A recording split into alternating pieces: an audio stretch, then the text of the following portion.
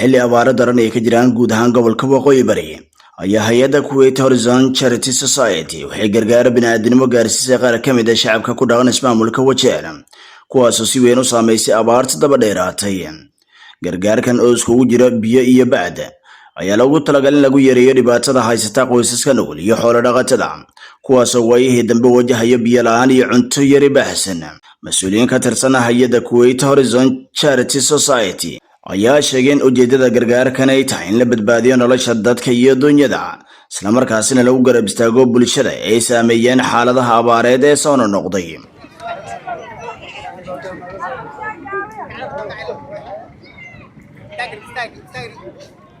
Alhamdulillah wassalatu wassalam ala Rasulillah. We are now in Wajeer, in the desert of Wajeer. Alhamdulillah, Allah give us good moving to help these people who haven't now water. There is no rain in maybe 3 years. It's not easy for these people. And we start moving to help these people, especially in this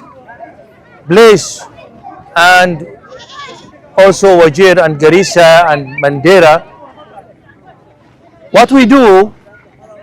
is good moving to help the people and let them have a life with their sheep and others things they like it. The Kuwaiti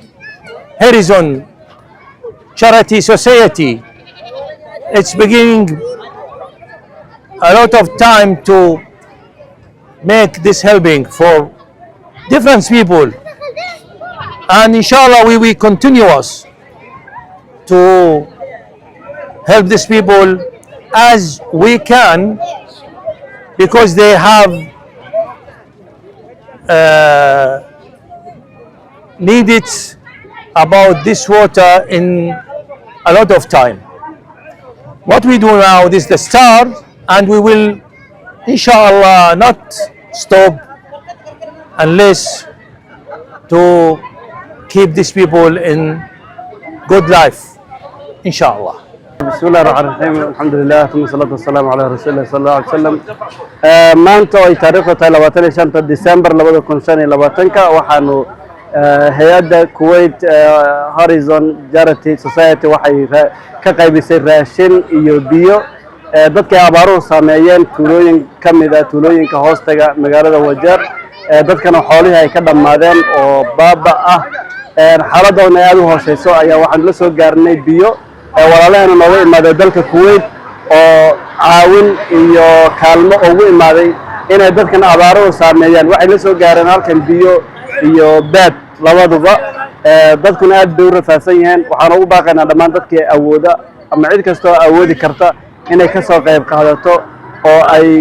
gacan ka geysato arrintan abaarta. Jazakumullahu khairan wa barakallahu fiik. qaar ka mid ah shacabka ka faa'iideystay gargaarkan ayaa muujiyay farxad iyo mahadnaq iyagoo sheegin taageeridan ay tahay mid ku soo beegantay xilli aad u adag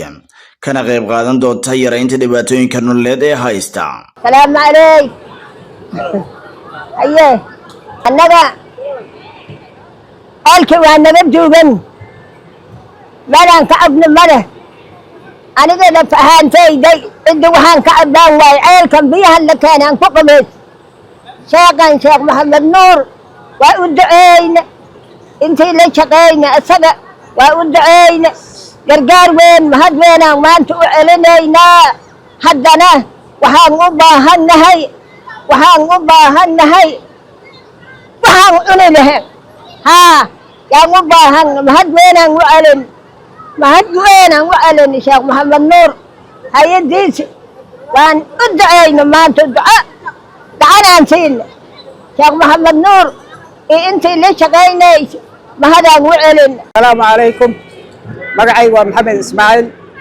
hay'adan Maxamed Nuur ana saacidaysay horta way mahadsantahay ilaahay hoodiisa laga dhergaa laakiin maanta aad baan u tabaaleysnaa oo xun baan nahay oo kana weli uu nahaya xoolihii abaar baa la tagtay dadkana uu daba jooga wax dawladda oo saacidaynayna malaha hay-addan aad iyo aad bay u mahadsan tahay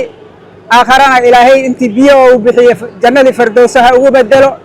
waxaan codsanaynaa weliba in naloo soo kordhiyo biyaha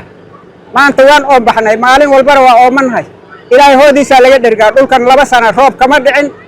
dad dunyadii way tagtay dadkiina wuu daba joogaa wax dawlad oo na gargaarayso oo haddana daba taagana male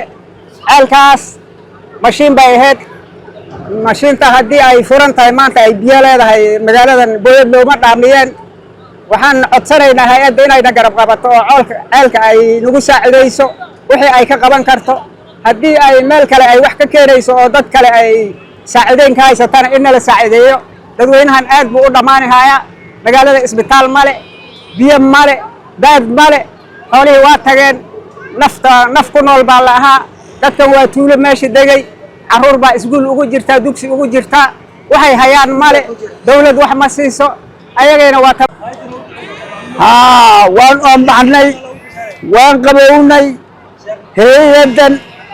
Sheekh Axmed Nuur wato iyo wadaadkan carabta hay-addan waa ku oon baxnay waan qabownay kor Allah ka yeelo ilaahay u gargaaro nabad Allah ka dhigo annaan roob khayr qaba Allah na siiya insha Allahu lilkariim waa oomanahay maanta waa waran bahina waan oomanahay waxaan rabnaa sidii noola saacideeyo ilaahay kuma intii noola heli kara noola keeno baaba baan nahay oon arringooda la dheh oon baan nahay